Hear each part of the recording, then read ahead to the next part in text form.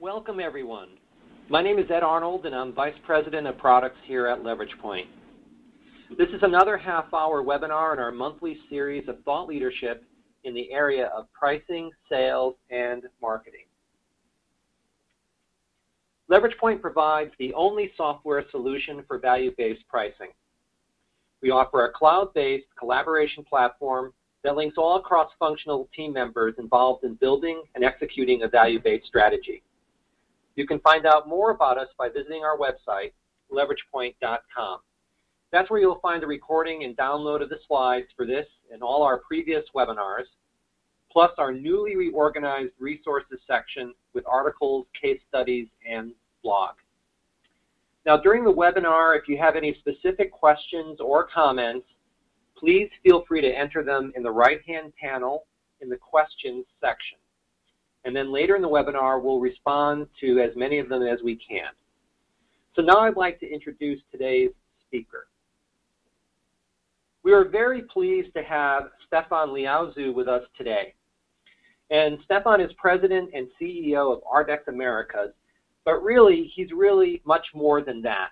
I would kind of describe Stefan as a true Renaissance man of strategic pricing, in that he's an author, he's a scholar, he's a popular keynote speaker, not to mention a successful business leader, and perhaps one of the most energetic and innovative evangelists of value-based pricing around. So, Stefan, welcome, and thanks so much for being with us again. Great to be here. I appreciate the opportunity to share a little bit more of my knowledge bit by bit, and I actually like the introduction of the Leverage Point platform that you started with, because we're going to go right into the execution of value-based pricing and the theme of confidence. So I'm particularly excited about sharing more information about my research, specifically in the area of organizational confidence. So it fits very well.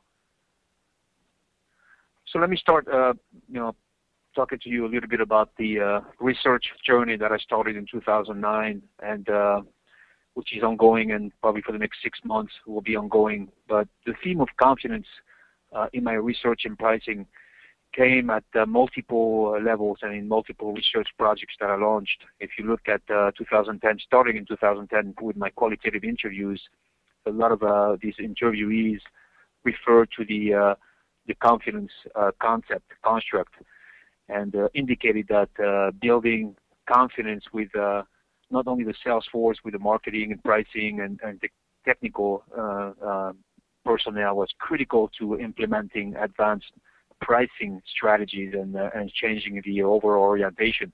So that triggered a little bit of some interest from me, and I say, well, why don't we design a quantitative model and we put confidence in it? So we validated the model of the 5 C's, which we'll see in the next slide. That confidence was a very strong construct in the overall structural model, and really it shows that confidence positively and significantly influence the overall firm performance. Wow, so that was even more of a wow factor, and so I designed another research project for my 4th year of the PhD, and this time we conducted a quantitative project with 507 accounting, contract, and sales managers, specifically dedicated to confidence. And there we looked at what are the antecedents and the consequences of confidence on profit. And then we found, again, a very, very strong positive impact of organizational confidence related to pricing on firm performance. So I followed that up with 16 qualitative interviews with the top pricing leaders in the world, asking them exactly how do you build confidence in the organization. So this is a research inquiry that was around the theme of obviously pricing transformation, but I just wanted to carry the fact that pricing confidence was very strong, and that's why I decided to investigate a little bit more of that construct. So what came out of the overall research was the organizational C's to pricing excellence, and you can see that confidence is right there, along with champions change, capabilities, and center-led management. And that obviously the combination and the design of these 5 C's lead to an organizational transformation where if you look at confidence, I actually characterize confidence as the fuel of the transformation. That's the Kool-Aid, if you want, the juice that that floats in your and goes in the organization that creates that overall engagement and mobilization. So it's a fascinating construct, and it really require from me a lot more attention and a lot more literature investigation to try to understand what's behind confidence. If you look at what came out of my initial research on with 44 managers in 2010, this is how these 44 managers define confidence. They define and they understood confidence. So one of them was courage, courage to resist customer pricing objections, courage to increase prices when needed, courage to stand firm in front of customer pressures, having an attitude kind of we are worth it, I want to get that value out there. So those were themes that came out of obviously the coding process of the interviews. The second one was sense of resilience, the ability to face uncertainty in the external environment, the perseverance when the pricing programs did not work, and also the ability to analyze failure, to learn from them and to move on. So it's not only good to look at successes in pricing, but also to, okay, here we launched a product, the pricing didn't work, what happened? Or here's a new product, we spend a lot of money on StageGate, we do value modeling and it didn't work. Let's do a post-mortem and try to learn from it. Another element that was critical is the fact that the commercial teams and the sales force needed to have fact-based support to make better decisions. And here we're referring to the use of scientific tools to support pricing decision. It's about giving credibility to pricing data. So and it's the same in the innovation process. How do we price, and do we have scientific backup for the price level? Have we done all the necessary research and testing? So what you want to do is reduce the irrational perception and fears that people in the front lines, whether salespeople or marketers or technical support, when they get pricing objections, they have all the right data and scientific support to give them the confidence to respond to them. Last but not least, something that came up strong in the qualitative process was the people development. Positive communication to energize teams, special coaching and mentoring with the sales force, strong alignment and incentive programs. This is pretty much expected because it was published before, the fact that you need to incentivize, in the right way and for the right things. And then managing talent, managing people and developing them, and if it doesn't work, then unfortunately managing them out of the organization. So this was a little bit of the backbone of my, how we then operationalized organizational confidence in pricing in the follow-up research that I developed. So some symptoms of the lack of organizational confidence in value programs are the following. This is not an exhaustive list. This is based on experience and some of the interviews that I've conducted. First of all, the erratic discounting behavior and the intensity of these discounting behavior in the sales force definitely shows that the more discounting you do, the lower the confidence level in the price that was set up or the strategy that was set up, because there is a disconnect between maybe the list price and maybe the actual pocket price or the net price you're getting. A lot more discounting that you want. Discounting very quickly. And that came up with the CEO during the interviews. The CEO traveling with the sales force, and the CEO was telling me, "Wow, it's amazing how fast we give discounts." And believe it or not, I was recently at the Macy's, and the person behind the counter gave me a 20% discount because I was from Europe, and I was puzzled. I didn't ask for anything, and he gave me a 20% discount. So it was kind of fascinating to me. Claiming value orientation in strategic statements, and then discounting on volume, or really having a different attitude in the field and practically. This is kind of a big clash of between strategy and tactics, showing a lack of confidence in the strategy. Creation of numerous new terms and conditions of sales, trying to go around the objection by giving something to the customer because we don't have strong beliefs in our overall strategy. R&D speaks innovation, marketing speaks value, and sales speaks discount. That's also a lack of alignment. And alignment is a strong influencer of confidence. because everybody speaks the same language. You build collective confidence. If you have multiple languages, multiple meanings, multiple directions, then confidence breaks. That gelling doesn't happen. Short-term value-driven pricing actions at the end of the quarter, that's the usual suspect, and it definitely shows the market a lack of confidence because we're trying to make the numbers. And then we talked about misaligned goals and incentives across departments. But for me, confidence comes in for, when you do excellent training programs, and you can't just give someone a book and say, hey, why don't you go get it done? And it requires a building of strong capabilities to really increase the level of self-esteem at the collective level and organizational confidence.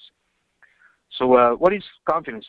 How do we define it? What is organizational confidence? Well, this is a great definition that I actually got in touch by James Boone, who is now the Global Director of Change Management at Johnson Controls, and he did his PhD on the topic. But really, it defines confidence as a generative capacity of an organization to cope effectively with the demands, challenges, stresses, and opportunities it encounters within the business environment. And then he pursues by saying there's three dimensions: sense of collective capacity, sense of mission, and sense of resilience, which we talked about before that came out in the qualitative interview. So it is a sense of can-do, but it's at the collective level. So imagine a team meeting where you have maybe 20 people from different functions. Everybody gets it and say, yes, can do. We're worth it. Let's go and capture that value. So it refers to collective power. And to get that collective power, you need to have a sense of, as a team, we can do it. We have a collective capacity to do it. We have a great vision, and then we're not going to take no for an answer. We have a great sense of resilience.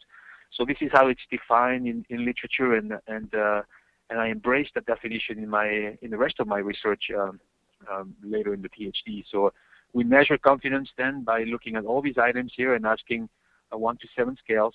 How do you agree with these statements? And you find some of the things that are related to before in the qualitative interviews as well as in the definition. For example, we have a strong sense of resilience with pricing. Agree, disagree. We believe in our products and services. Agree, disagree. So you operationalize the constructs in research by then measuring, and you are aggregating the scores into a factor score, and that create a organizational confidence score that you can then put in the statistical analysis. So what came out of the overall research, and this is a shortcut obviously to all the work that was done, but 6 dimensions in confidence, organizational confidence in pricing. And how you build confidence, really working simultaneously, to build these 6 dimensions in an organization. The first one is a lot of focus on recognition, recognizing the pricing superheroes. And that expression came from a CEO who, responded to the question that you only need to be a superhero for 1 second by saying no to a discount request. So I kind of used that superhero pricing superhero theme later in other presentations, but recognizing these people get it, people do it very well through communication, through pictures in newsletters, through messages in maybe annual reports, and it could be a monetary recognition, but it's mostly the CEO coming down of the office and congratulating the customer service person because she or he rejected a discount or a tactic from the customer to get additional money. So a very strong recognition dimension. Communication is along the line of recognition. It's really building an internal communication strategy that recognizes the role of pricing and pricing champions in the group. And by showing that pricing is critical and value management is critical in the organization, then you can, get a sense of buy-in, get a sense of alignment, and get a sense of, maybe it is important. So let me pay more attention. So along with recognition, communication really shows that it's part of the vision, part of the agenda. We talked about rationality. Rationality, really helps, reducing the breakdowns and the fears with the data. When you have maybe a tough negotiation and the buyers are telling you, well, I don't believe in your numbers, then you explain to them if you're a salesperson or a marketer, then you explain to them how, the models you built and how the data was derived and the scientific process behind, maybe if you run conjoint analysis or if you have your own proprietary model. So it's all about giving rational support to the price level, so that the commercial people really have the sense of I believe in these numbers, and I'm not going to take no for an answer, because this was done by a great pricing team, it was done by a great analytical team, and this was excellent work. Then moving up, experimentation, critical dimension was especially in the area of experiential learning, by doing case studies, by doing pilot projects and getting people to play around with pricing and value management, and getting them to experiment and get to success. The more success you get to, the more they embrace it, and then the more it's spread in the organization. So if you have maybe a multifunctional team working on the pilot program, and that pilot program is super successful, then you promote it, and then you bring another team of experts working on another one and another one and another one, and before you have contagion, positive contagion on the results of these value modeling, for example, or price setting sessions, or negotiation training. So the more you experiment, the more you can build these success stories, and that creates a lot of self-esteem, because I've done it before, it was successful, let me try it again. This is kind of the approach that you're taking. Trial and error, trial and experimenting and showing success. The use of incentives obviously is critical. Monetary incentives, spot awards, getting to aligning the goals and the incentives around value and margins instead of volume and market share. That builds confidence, because then you really promote the right messages, and you align your incentive strategies to the overall corporate vision and the goals and pricing. And last but not least, then you have the people development aspect, and we get into coaching, special training, role-playing, shadowing. So it's about designing a people's management strategy that really builds confidence and self-esteem, not only at the individual level, but at the collective level. Not only with the sales force, but also with the technical people, the innovation people, the marketing people, so that, again, that juice, that collective juice floats around, and you create a gel that builds confidence. So it's kind of everybody drinks the same Kool-Aid, and everybody gets on fire. So these 6 dimensions are critical to building organizational confidence in pricing, and that's a collective effort. So I just want to remind, I can't stop emphasizing this, that a lot of publications out there think that only the sales force needs to have the confidence, but I think everybody needs to have that same level of confidence, because the message has to, anywhere there is a touch point with customers, the same messages and the same level of positive communication has to be communicated around pricing and value. So if a customer complains about, I'm paying too much for your product to a customer service person, then a customer service can give the standard 2 or 3 value driver responses here. Oh, by the way, let me remind you of the value we bring to you by XYZ. So it's not just sales.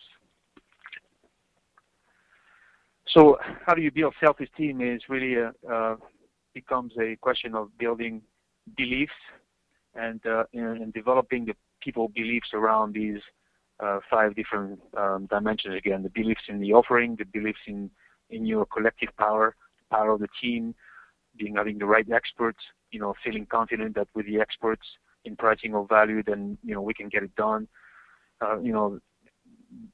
Value beliefs in the culture, that it's mindful, supportive, non-judgmental. You could try it. You could do the experiment and not fail. And value in the corporation. Yes, we have a great strategy. Yes, we have a great leadership. Yes, I believe in the vision. So it should be a lot of emphasis on these beliefs, as well as individual self-esteem. Learning, valuing, and driving yourself to adhere to the vision. And one of the companies that I surveyed in my qualitative interviews was doing cultural retreats around value.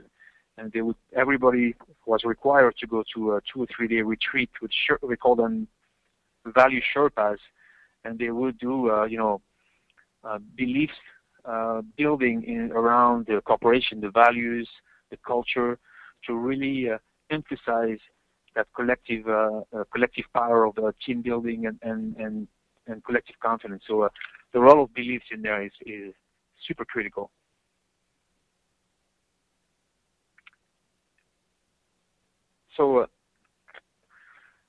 So for that reason, then that's what I keep referring to, the fact that a pricing orientation transformation is a long transformation, is a journey, because you do want to get at the end of the day to a modification of DNA. And to get to that modification of the DNA, you have to build people's belief in it, and you have to get an excellent level of organizational buy-in and commitment towards it. So it requires both experiential learning strategies and transformative learning strategies. Experiential by trial and error, experimenting and pilot studies, as I mentioned before.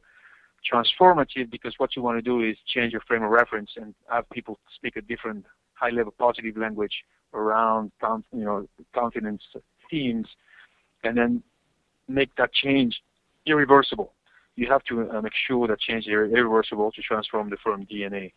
So sometimes the transformation might take 3 to 7 years. I've seen all kinds of different timing, but it requires confidence along the line, and it's kind of a snowball effect. You start with one pilot, second pilot, third pilot, you develop all these value drivers, models, value management programs, and people believe in it, and they adhere to it, and they change the DNA. So some final thoughts around the theme of organizational confidence in pricing is really, I mentioned that before, it's just much more than the sales force. It's everybody who touches the customer or touches the market, R&D, marketing, and finance. And you want to be able to, if you really have strong value management programs, you want to be able to have the same critical value drivers or value messages repeated by everybody who interacts with the customers. So, and that's why we've used leverage point to define the right value drivers, build the value models, and create the value messages. Then we send them to technical training, we send them to marketing communication, we send them to the sales force, to management, to customer service. Obviously the environmental turbulences will, impact the overall level of confidence, because it creates, more uncertainty and ambiguity in what's coming from the market. So you constantly have to invest in these programs and pay attention to what the market is doing and how intense competition can be.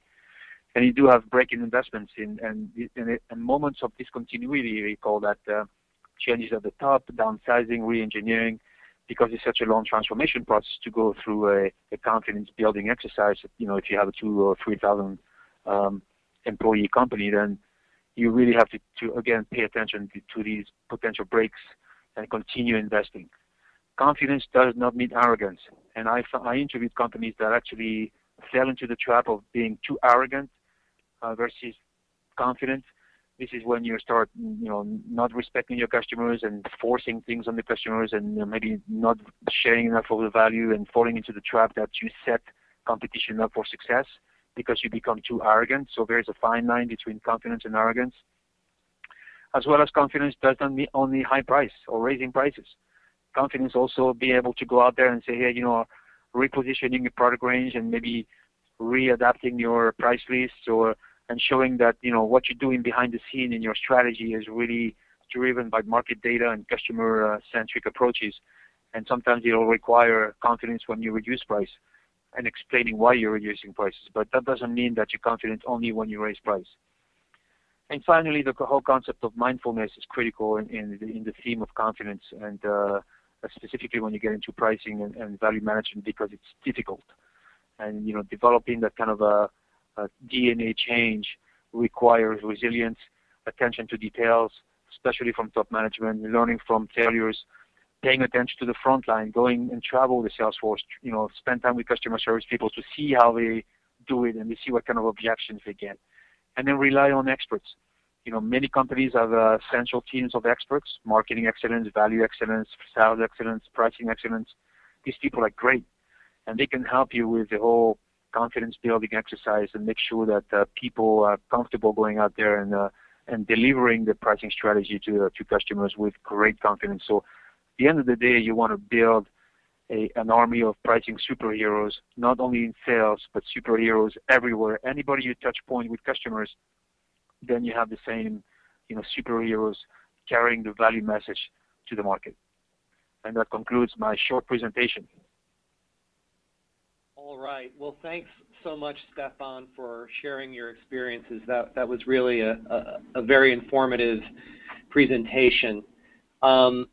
We do have a few questions that I'd like to ask you, and I'll ask our participants you want to pose a question about organizational confidence to Stefan, please enter it in the right-hand panel, and we'll go through as many as we have today.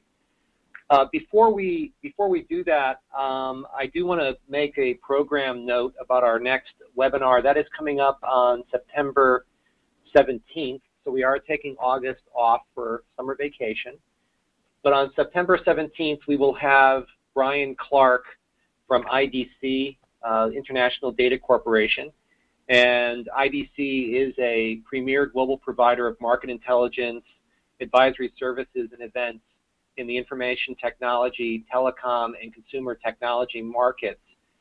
Brian is the program VP of their pricing evaluation practice, and specifically what he'll be talking about are best practices related to competitive pricing.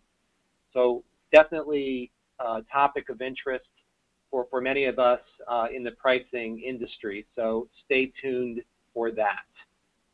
All right, so let's look at some of the questions that have come in. So Stefan, first question is there a quantitative relationship between the degree of organizational confidence and improved price realization? Well, when we operationalize all the constructs in the quantitative research, we actually define one of them being firm performance, and in firm performance we have 8 items, 2 of them being pricing related, 3 profit related, and 3 sales related. So in there is an element of pricing power and absolute price level. So these 2 elements were combined in a factor, an aggregated factor, super linked to organizational confidence. We didn't actually have a construct called pricing, but pricing was included in the firm performance construct, and we show in our research, and you can find all these papers on my website. We show a very strong positive link between confidence and firm performance, which includes pricing. All right. Another question is, how critical is coaching, mentoring of the sales organization in implementing value-based pricing? Well, I would say it's one of the critical elements because when we get into the dimension of people development, overall you have to design different programs that are regular pricing training and value management training.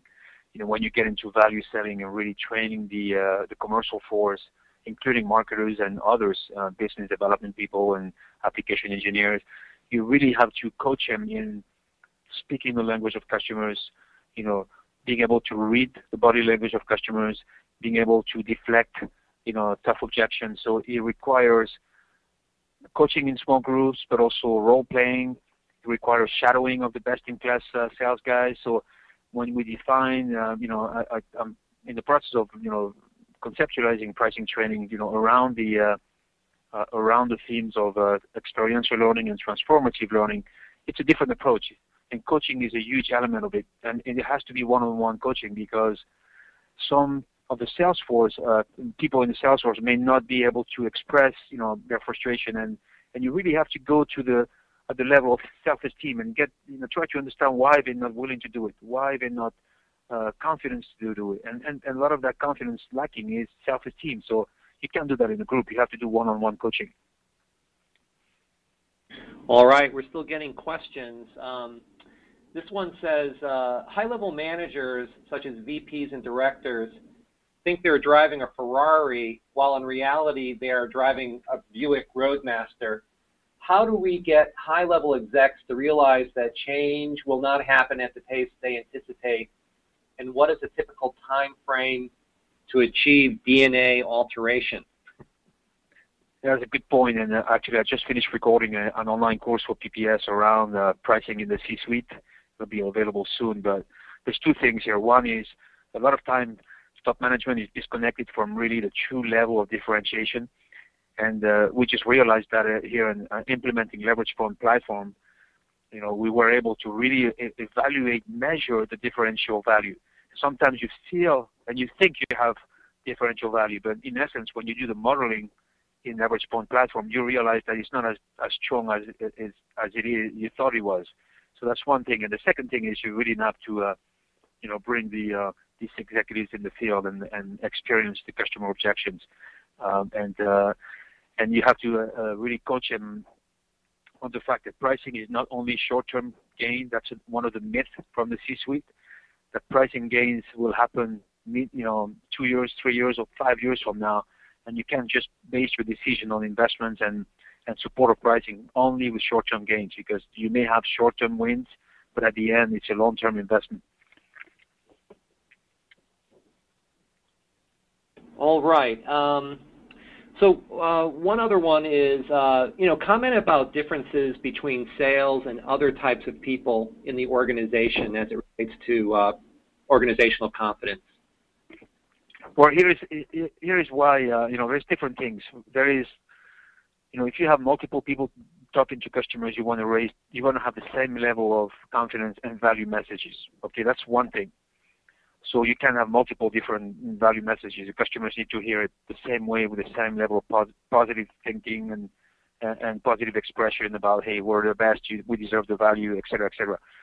But as well, internally, you can beef up confidence with the sales force and then not the other department, because at the end, they all interact. And if you have various levels of confidence, for example, if you have a technology team that's not very motivated, that doesn't do the best job at carrying the key messages, then we're going to demotivate the sales force, because the sales force will look at marketing or technology people and say, well, these guys don't believe in it. So you have to get everybody on the same page with the same type of training. So everybody is aligned with the same intensity, with the same value messages, and they all feel the vision, feel, the business model differentiation. And otherwise you have discrepancy internally and it doesn't work. People don't gel well. All right. I think that does it for the questions for this month. So again, much thanks, Stefan, for your time today. We will be posting a recording of this webinar on our website shortly, so look for that. We have the contact information on the slide on the screen right now. So if anyone wants to contact Stefan directly, there is his contact information. And of course, if you want to send us an email here at Leverage Point with any comments or for more information, fan mail, whatever, our contact information is also on that screen. We will be posting actually the Q&A part of this on our blog later this week. And if there are other questions that come in, we'll be happy to add those to the list and have Stefan respond to those. So with that, thank you very much, Stefan. Thank you all. All right, and thanks everyone for watching. Have a great summer and see you in September.